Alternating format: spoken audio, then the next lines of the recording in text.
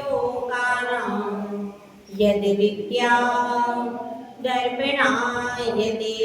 पंच परमेष्टि भगवान की 1000 शीश कुंतुनाथ भगवान की, परम पूज्य आचार्य श्री समंत भद्र भगवंते की, परम पूज्य आचार्य श्री आदि सागर महाराज की, आचार्य श्री महावीर कीर्ति महाराज की, आचार्य श्री विमल सागर महाराज की, आचार्य श्री तपस्वी सम्राट सन्मति सागर महाराज की, आचार्य गुरुवर सुंदर सागर महाराज की, अहिंसामय विश्व धर्म की, जिनवाणी माता की,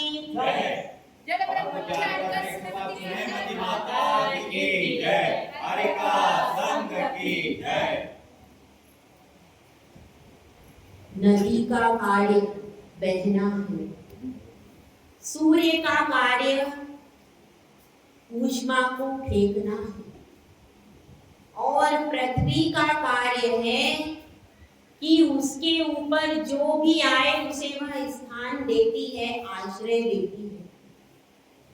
इसी प्रकार से हर व्यक्ति अपने अपने कार्य को लेकर के ही कहीं पर जाता है, निष्प्रयोजन कोई भी नहीं रहता। कोई भी व्यक्ति कार्य कर रहा है तो उसका कोई ना कोई कारण अवश्य रहता है। इसी प्रकार से यहाँ पर आचार्य समंत भद्र स्वामी कह रहे हैं कि एक सम्यक दृष्टि क्या कार्य करता है। सम्यक दृष्टि जीव कहाँ जाता है और क्या कार्य करता है, क्योंकि व्यक्ति की पहचान उसके काम से होती है। उसके रूप को आप एक दिन देखोगे, 2 दिन देखो, लेकिन अगर उसमें कार्य कुशलता नहीं है, कोई कार्य करने में समर्थ नहीं है, तो वो कितना भी सुंदर हो उसके रूप का कोई अर्थ नहीं। तो इसी तरह से यहाँ पर शिष्य पूछ रहा है कि हे गुरुदेव, यह सम्यक दृष्टि जीव ऐसा क्या कार्य करता है जो कार्य उसे विशिष्ट बना देता है। क्या बना देता है? विशिष्ट बना देता है, विशेष बना देता है, जो उसको अलग रख देता है। क्योंकि कोई भी लक्षण किसको कहते हैं? बहुत से मिले हुए पदार्थों में से जिसे आसानी से चुन लिया जाए, जिसके आधार पर बहुत से मिले हुए पदार्थों में से जिसे आसानी से चुन लिया जाए, जिसके आधार पर वस्तु को आसानी से चुन लिया जाए, उसे क्या कहते हैं? लक्षण। जैसे बहुत सारे भगवान की प्रतिमा, अब उनके आगे, सबके आगे चिन्ह बने हुए। अब हम पूछेंगे कि भाई आप बताइए इसमें से शांतिनाथ भगवान कौन से, आप कैसे पहचानोगे? आप कहोगे कि माता जी देखो यहाँ पर हिरण का चिन्ह है, यही भगवान शांतिनाथ है।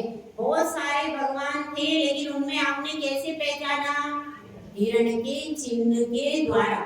इसी प्रकार से सारी वस्तुएं रखी हैं, उसमें इतने सारे मोबाइल हैं, आपका भी मोबाइल उसमें मिला दिया जाए, तो अब आप क्या करोगे? अपने कवर के माध्यम से, अपने साइज के माध्यम नहीं, अगर बंद मोबाइल है, खुला बंद मोबाइल करके सब मोबाइल मिला दी, तो आप कहोगे नहीं हमारे कवर पर ये है, हमारा कवर इस तरीके का है, हमारा मोबाइल का शेप इस तरीके का है, और उसके शेप और कवर के द्वारा आप उसको पहचान लो। तो इसी तरह से हर वस्तु पहचानी जाती है, उसमें कोई ना कोई लक्षण होता है। और जो जुड़वा बच्चे होते हैं उनको भी उनकी माँ पहचान लेती है, बाकी पूरे नगर में सब लोग कंफ्यूज रहते, भाई कौन सी है ये, कौन सी बड़ा को छोटा भी, और नाम से ही कंफ्यूज होते हैं। एक को कह के विदा करते, दूसरी आई, अरे अभी तो तुम आई थी सामान लेने, अरे वो तो मेरी बहन आई थी। इस तरह से जुड़वा, लेकिन उसके परिवार वाले हैं, उसकी माँ है, वो दोनों जुड़वा को अच्छे से पहचान लेती। कैसे? कि उनमें कुछ ना कुछ लक्षण अलग होता है। उस लक्षण को माँ जानती है, क्योंकि वो रात दिन उनके साथ में रहती है। तो रात दिन रहने वाला उस लक्षण को आसानी से लेकिन अपन लोगों का व्यवहार कैसा रहता है, कुछ समय का, तो अपन उसको इतना बारीकी से समझ नहीं पाते। तो इसी तरह से इस लोक में मिथ्या दृष्टि भी जीव है और सम्यक दृष्टि भी, दोनों प्रकार के जीव इस संसार में हैं। तो अब सम्यक दृष्टि जीव क्या कार्य करता है ऐसा विशेष कि जिससे वह पहचाना जाए, इस बात को आचार्य परमेष्ठी इस श्लोक में कह रहे हैं। श्लोक नंबर 30 देखते हैं। भयाशा स्नेह लोभाच कुदेवाघं लिंगिनां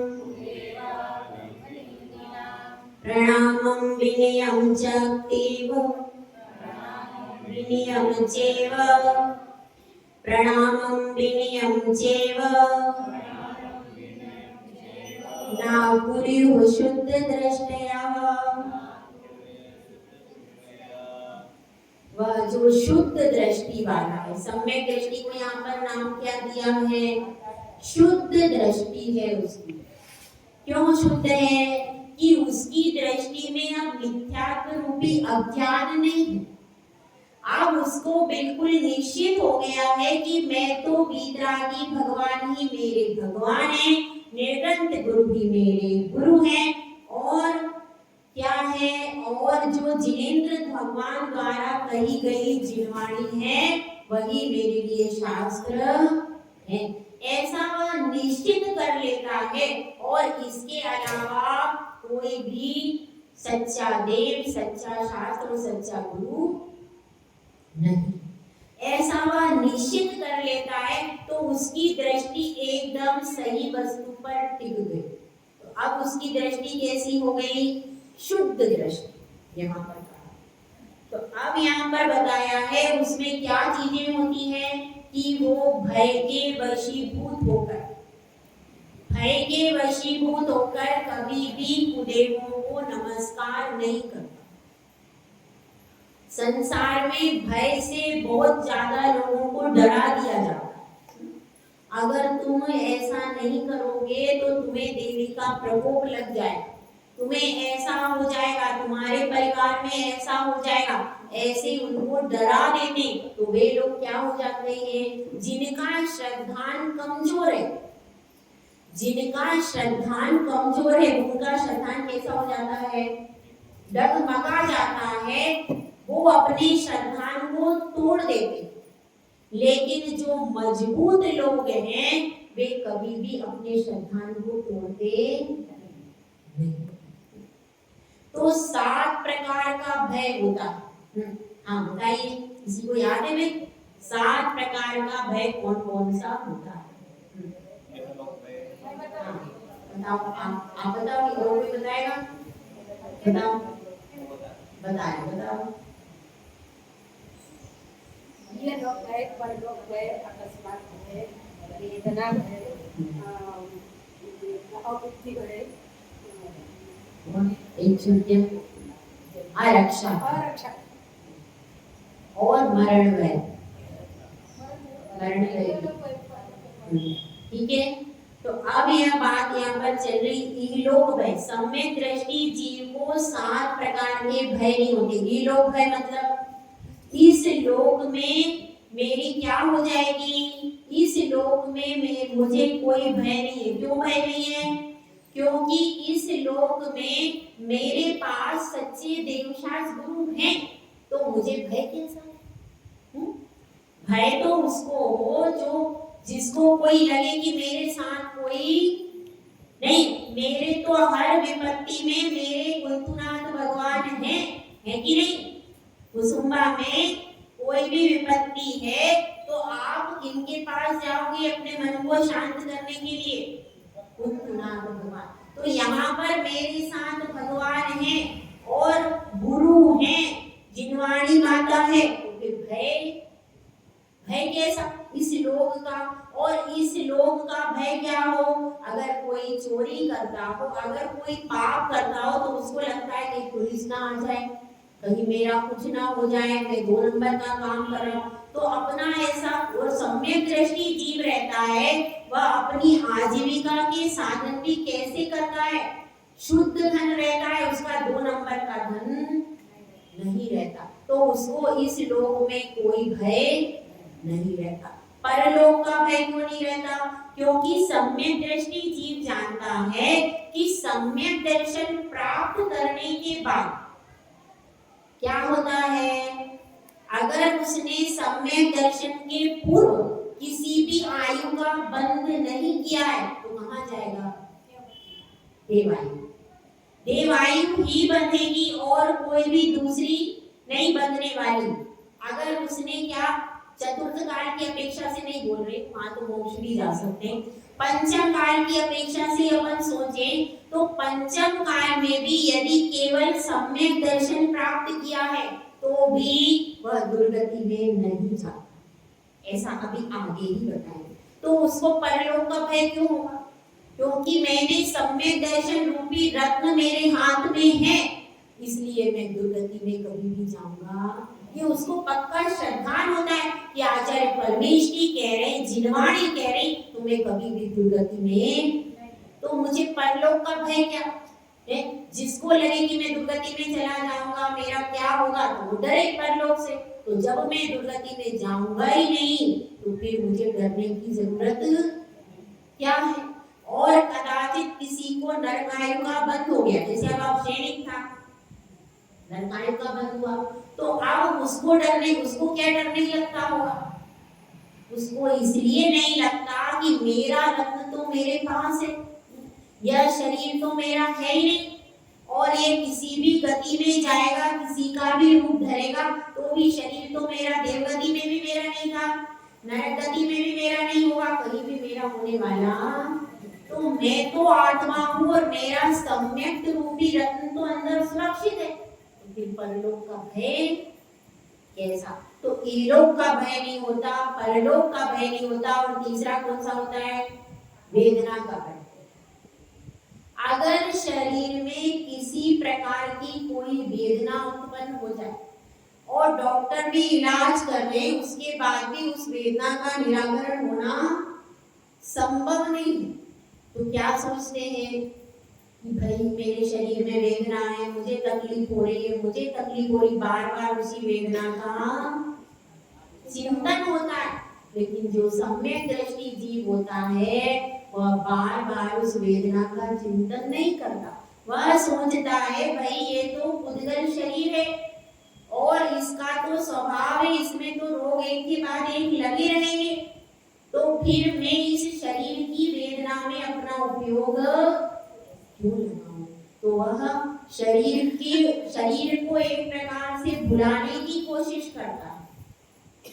तकलीफ तो सभी को होती है, शरीर रोगों का करे, लेकिन उसके बाद भी जो सम्यक दृष्टि जीव है उसका कुल केंद्रीकरण आत्मा की ओर होता है, और मिथ्या दृष्टि का शरीर की ओर, भोगों की। अरे ये शरीर स्वस्थ होता तो मैं और भोग लेता, मैं और अच्छा भोजन कर लेता, लेकिन वह सोचता है कोई बात नहीं, वेदना हो रही है, वेदना को होने दो, इस वेदना से मेरे रत्नत्रय को कुछ नुकसान होने वाला, जब तक मैं अपना उपयोग दूषित नहीं करता तब तक मेरे रत्नत्रय को कुछ होने वाला नहीं। तो क्या हो गया? लोक भय, परलोक भय, वेदना भय, मरण भय, मृत्यु का भय। मृत्यु का बहुत बड़ा भय होता है, मरना कोई भी नहीं चाहता, लेकिन वो क्या सोचता है? सम्यक दृष्टि सोचता है अनादि काल से अनंत झोले बदल ली, अब ये मरण भी होगा तो मेरे पास तो सम्यक रूपी रत्न है, तो अगर मैंने खोटी आयु का बंध नहीं किया तो क्या होगा? इस सम्यक रूपी रत्न से मैं नया और बढ़िया शरीर मिलेगा, इससे बढ़िया मिलेगा। क्यों? क्योंकि मेरे पास रत्न है, रत्न से अच्छी वस्तु खरीदी जा सकती है। तो नूतन तन से देत नया तन, या में सार, उसमें आता है ना अपना समाधि मरण, कौन सा समाधि महोत्सव वाला मृत्यु, मृत्यु मित्र। मृत्यु तो तुम्हारा मित्र है, उपकारी है, जो तुम्हारे जीर्ण तन से नया तन दे रहा है।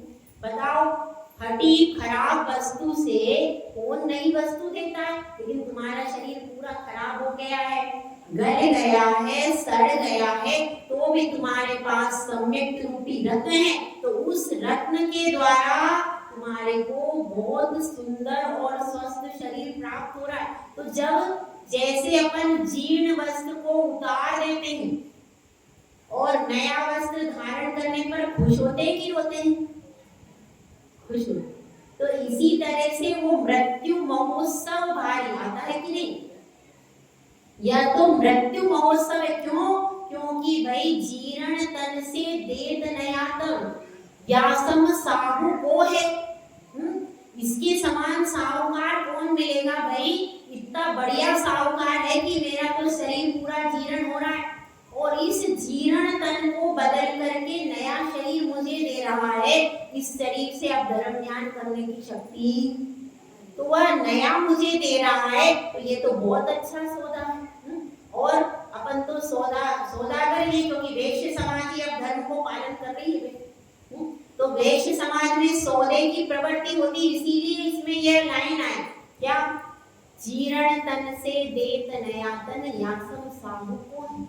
यह तो जीर्ण तन से नया तन दे रहा, तो ये सौदा तो बहुत अच्छा है, फायदेमंद सौदा है। आपको कोई भी खराब वस्तु, फटी वस्तु से, खराब वस्तु से, जीर्ण वस्तु से बदल करके नई और बढ़िया वस्तु कौन देता है? तो ये तो मृत्यु बहुत अच्छा है, मेरा मृत्यु बहुत बड़ा मित्र है, जो कि मुझे जीर्ण तन से नूतन स्तन दे रहा है। तो इसलिए यह मृत्यु महोत्सव है, ऐसा वह सोचता है, इसीलिए उसको मृत्यु से भय नहीं लगता। वेदना भय, मरण भय, और कौन सा होता है? कौन सा? आकस्मिक भय।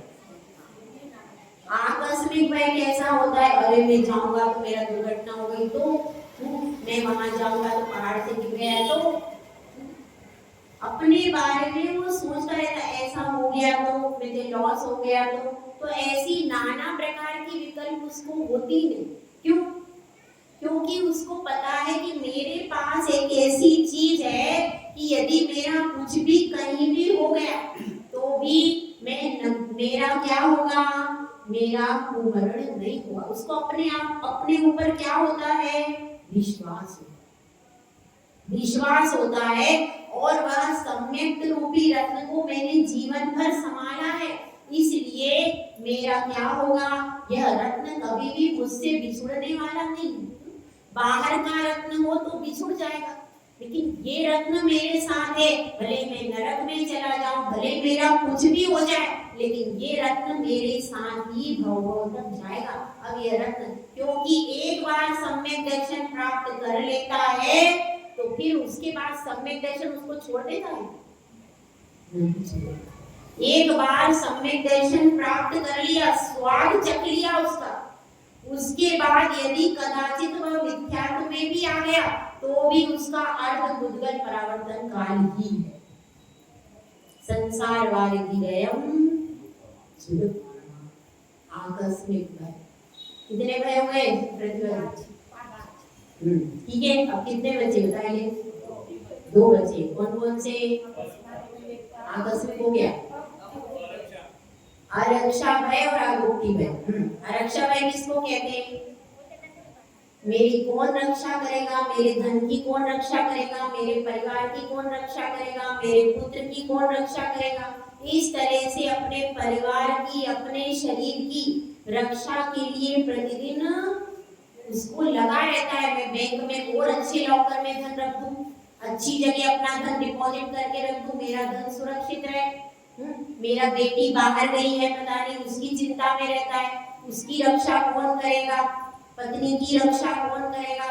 इस तरह से अपने पूरे परिवार की और अपनी चिंता में लगा रहता।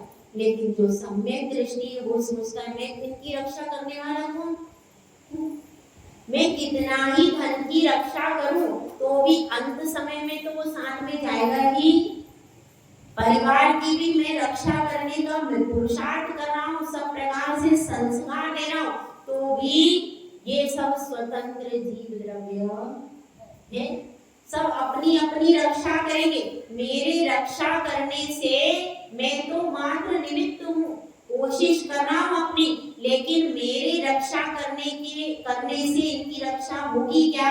जब तक ये स्वयं नहीं चाहेंगे तब तक इनकी रक्षा होने वाली नहीं। तो मैं किसी का करता करता इस तरह से उसको रक्षा भय नहीं होता। और आकुति भय क्या होता है कि उसका कोई भेद है और वह भेद प्रकट ना हो जाए, ऐसा उसको डर लगता है। तो अब भेद, यदि मेरा पाप कर्म का उदय है तो वह भेद प्रकट हो ही जाए, तो वह भेद मेरी इस पर्याय का है, ठीक है। वह भेद किसका है?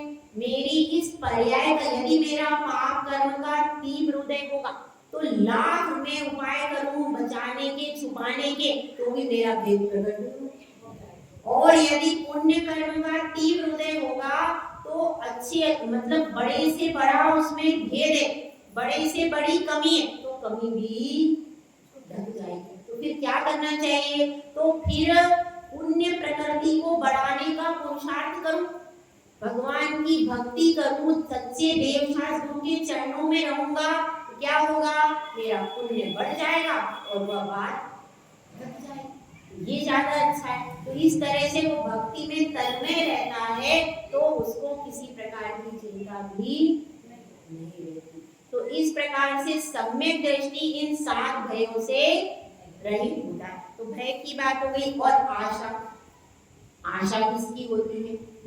ये मुझे इस तरह से उपासना करने से यह मिल जाएगा, वह मिल जाएगा, विषयों की आशा में लगा रहता है। तो सम्यक दृष्टि जीव कैसा रहता है? जल से भिन्न कमल है। वह तो जल से भिन्न, वह समझता है भैया ये कीचड़ है, ज्यादा हो गई तो भी क्या करना है, और कम हो गई तो भी छोड़ के तो जाना ही है।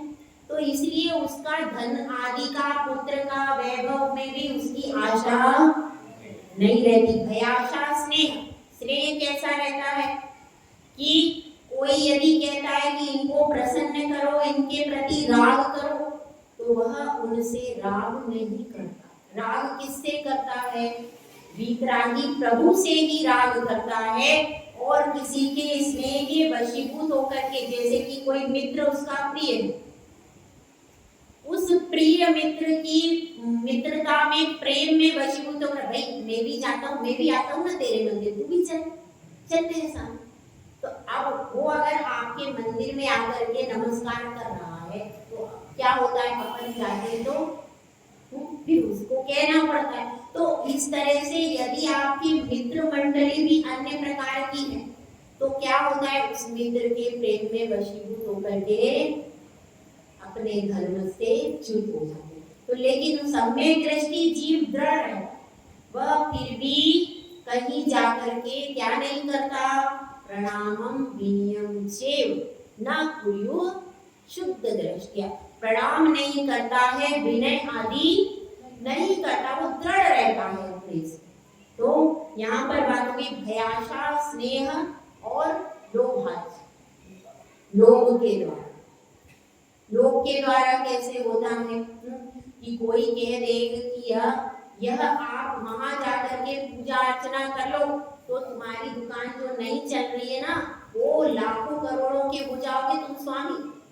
तो उस तरीके से लोभ दिखा करके कहीं पर जाकर के क्या कर देते हैं? वहां जाकर के माथा टेकने को लोग तैयार हो जाते। लेकिन सम्यक दृष्टि सोचता है, क्या सोचता है? यह जो लोभ दिखा रहे हैं, स्याचेटोपि दरिद्रोपि जिन धर्मानुवासिता, इसमें आता है मैं, मुझको दासत्व स्वीकार है, दरिद्र होना स्वीकार है प्रभु, लेकिन मैं जिन धर्म की उपासना को छोड़ना नहीं चाहता। चेटोपि दरिद्रोपि, चेट का अर्थ होता है दास और दरिद्र का मतलब होता है गरीब। मैं गरीब होना मुझे स्वीकार है, मुझे दास बनना स्वीकार है, लेकिन जिन धर्मानुवासिता, जिन धर्मों को छोड़ना स्वीकार नहीं है। इस संबंध में एक राजा की कथा आती है।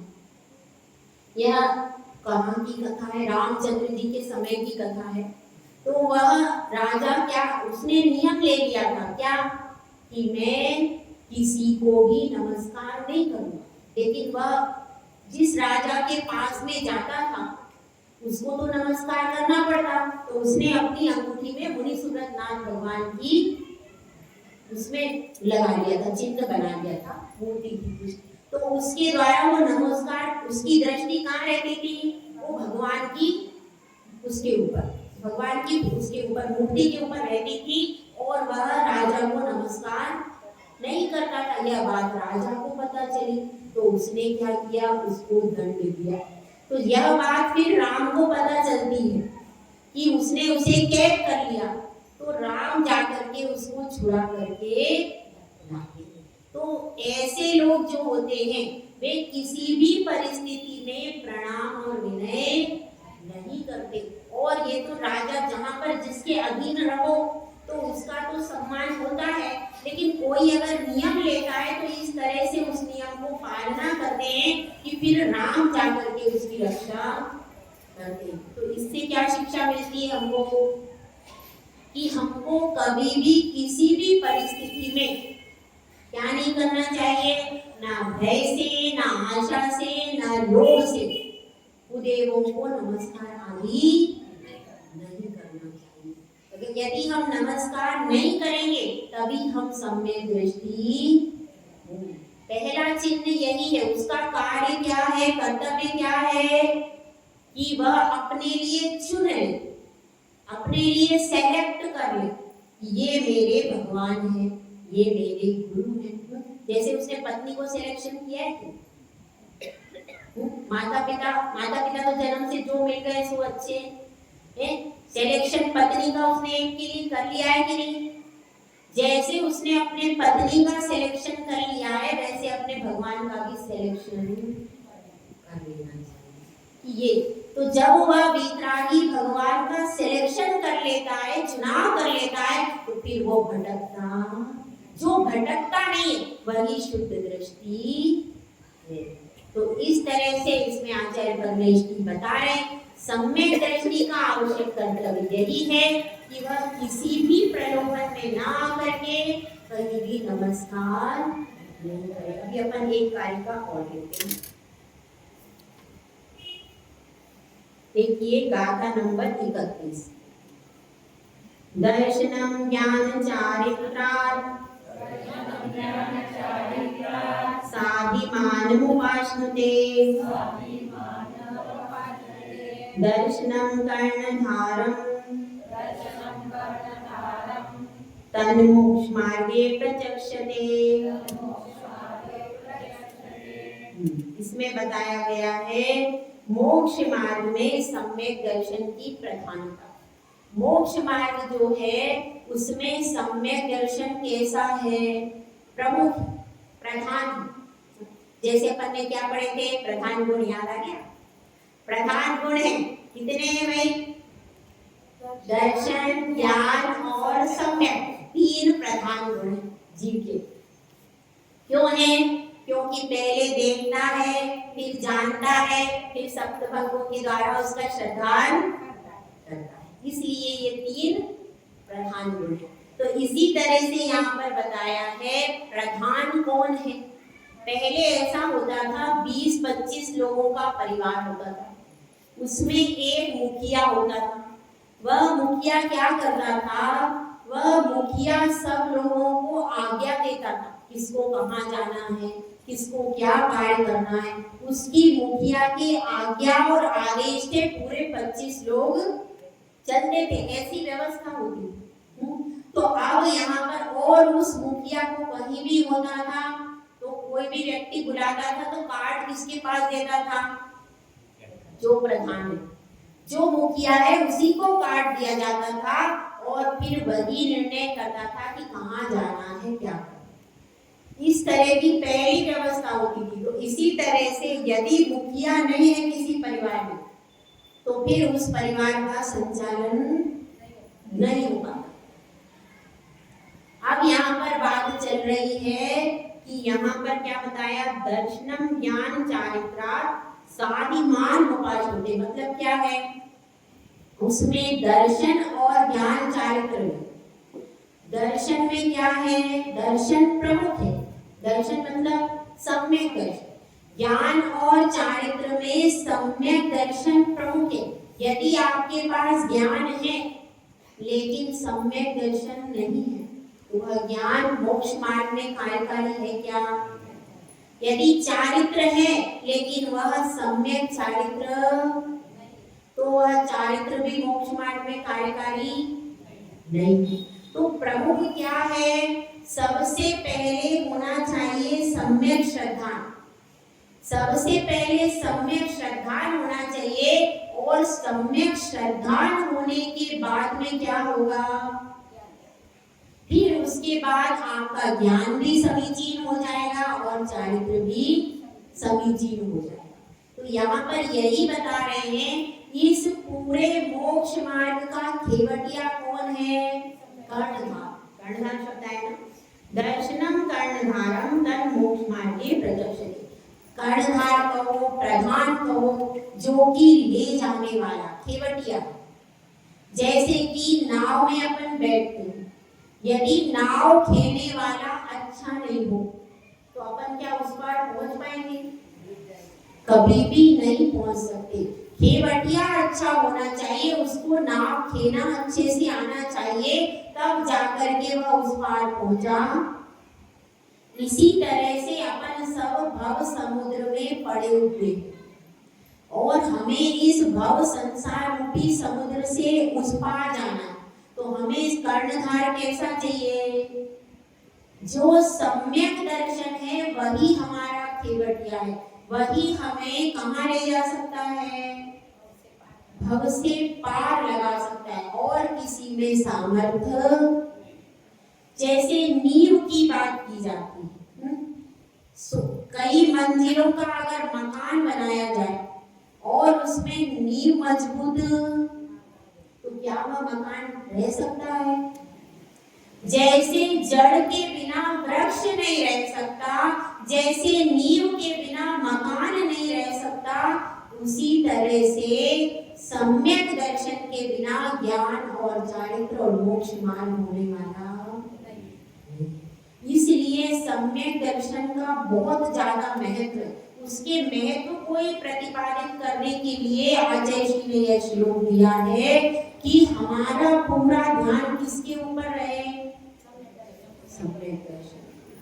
यदि ज्ञान आप प्राप्त कर रहे हो बहुत अच्छा है, लेकिन सम्यक दर्शन को छोड़ करके ज्ञान प्राप्त नहीं कर, उसको पकड़ करके रखना।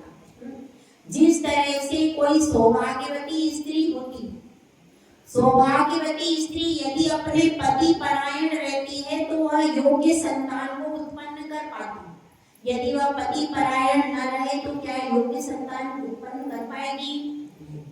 इसी तरह से यहाँ पर नींव में आपके सच्चा श्रद्धान है, जड़ में आपके पास बीज के रूप में सम्यक दर्शन है, तो आप आगे क्या कर लोगे, आगे आपका जो वृक्ष खड़ा होगा उस पर मोक्ष का फल लग जाएगा। इसलिए इसमें बार बार आचार्य परमेष्ठी समझा रहे, बता रहे कि कभी भी आपका श्रद्धान हटना नहीं चाहिए, क्योंकि हर वस्तु के प्रारंभ में, हर किताब के प्रारंभ में सम्यक दर्शन को बताया। यहाँ तक कि कर्मकांड कैसा शास्त्र करना नहीं हो तो भी उसमें क्या कहा, दर्शन को पहले रखना था, लेकिन ज्ञान अल्पाक्षरी है, पूज्य है, इसलिए पहले रखा, वरना प्रथम तो दर्शन ही है। तो इसलिए दर्शन के कई अर्थ हैं, तो यहाँ पर अर्थ क्या है, समीचीन श्रद्धा। समीचीन श्रद्धा का अर्थ है, और उसी अर्थ को लेकर अपन आगे बढ़ रहे हैं। अपनी श्रद्धा को पहले मजबूत करो, यदि आपकी श्रद्धा मजबूत है तो आपका ज्ञान भी अच्छा हो जाएगा और चारित्र भी अच्छा हो जाएगा। जय बोलो आचार्य सुंदर सागर महाराज की। जय।